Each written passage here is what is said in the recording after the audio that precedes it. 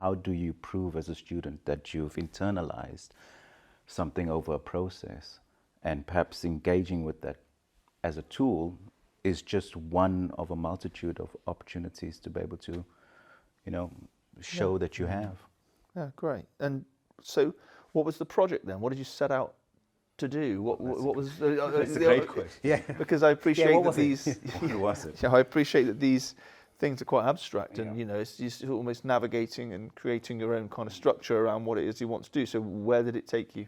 I think it was a little easier for me to be able to plug it into the work that we were doing because, as I said, with digital learning design, we were literally over that semester with year ones looking at different platforms to be able to, you know, disseminate information. And so we had podcasts on our journey.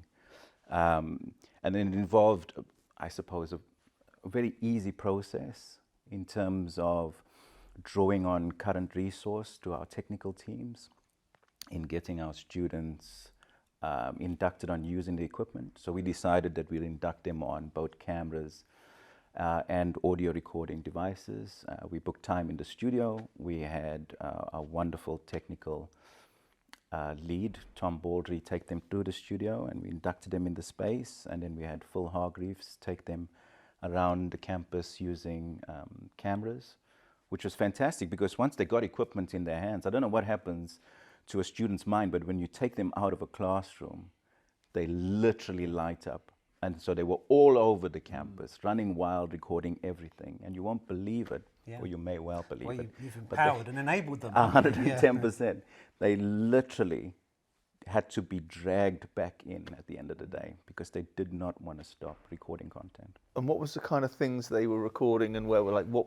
That's a great question. That's the creativity side of it. So- They had the sort of power to explore that creative side. Exactly. So we did exactly the same thing you did with us. We decided You left them. exactly. We'd guide them with a few pertinent questions just to give them a direction as a starting point, as a platform, and then we said, just go wild. And they literally did. And by the end of the first induction day, which was very early on in the semester, they were making plans to start their own podcasts. They were talking about student voice. They were talking about EDI. They were talking about addressing issues in the SU.